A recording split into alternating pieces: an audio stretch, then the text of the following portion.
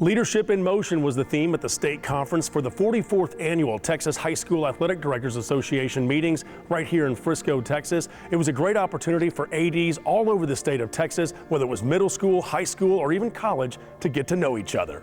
As an athletic director, we got so many issues we got to deal with involving parents, issues with kids, and by us gathering and coming together, it's a great opportunity to tell stories and learn from each other. We always love coming to the Athletic Directors Conference. You meet a lot of great people, you share ideas, and everybody's got different situations, but sometimes you can borrow an idea and take it and try to make your situation better.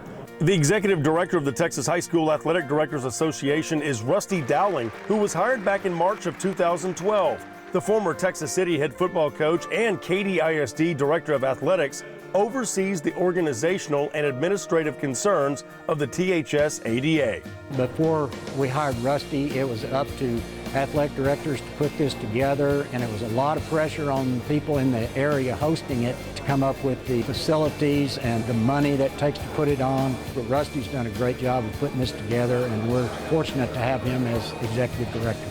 Rusty Dowling is doing an awesome job of bringing organization and professionalism to an association that needed it for a long time.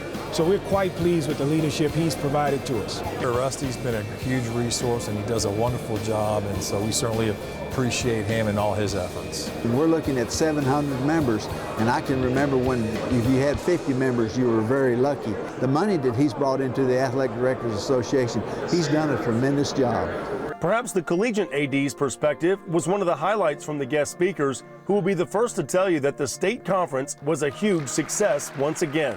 By far and away has been the most successful. Our attendance numbers were up tremendously. Certainly the addition of the college speakers helped us tremendously with Conte, Rick Villarreal, and then Lockhart. All did a great job. They have an incredible job because an AD, as we always say, they're tolerated, never celebrated, right? We celebrate football coaches, we celebrate student athletes, and the things that ADs do around their school to make sure that everything goes off smoothly, no one knows. When someone knows that something went wrong, it's too late.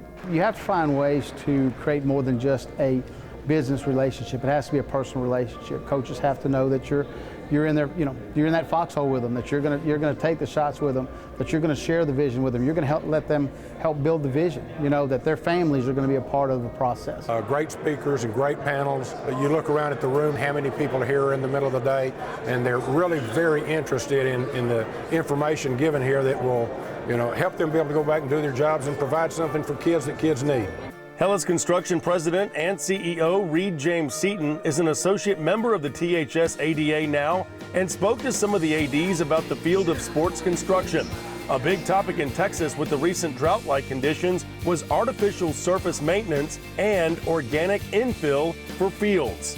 Cleaning these things, maintaining them, washing them, chemically treating them, groom it, sweep it, get the bobby pins and broken chin straps, and in some cases we find nails and stuff in there. You'd be amazed what's on the field. They took better care of them, they'd play better, they'd last longer. Icy conditions was a hot topic for ADs as well this spring for rescheduling basketball, softball, and baseball games, just to name a few. When it comes to scheduling, you can't control the weather, but you got to get in there and make the phone calls, get the officials lined up, get the security lined up, get the games, set along with the coaches, and also let the parents know. And so it's a challenge, but if you can get it all done, it really makes it good for kids. Another topic was the role of women in athletics at a managerial level. Former UIL Assistant Athletic Director Sheila Henderson, who spent 7 years as an assistant AD in Austin ISD, is the current athletic director at Lockhart ISD and oversees both men's and women's sports. I think if you look across the state, there are more and more women, especially as assistant directors or assistant coordinators on campus. In a male-dominated profession, I think the men have to let us, be okay with that, and that we can do some things. Because I tell my coaches, I don't need to know the X's and O's. That's why I hire you. I don't need to make play calling, or I don't need to do that. I need to be able to manage what I do and be able to help you do your job to the best of your ability. As for young, up-and-coming athletic directors, Pflugerville ISD AD Johanna Denson has some great advice. Have to be a problem solver. Think on your feet. Don't expect it to be an 8 to 5 job. In Frisco, Jeff Power, High School Spotlight.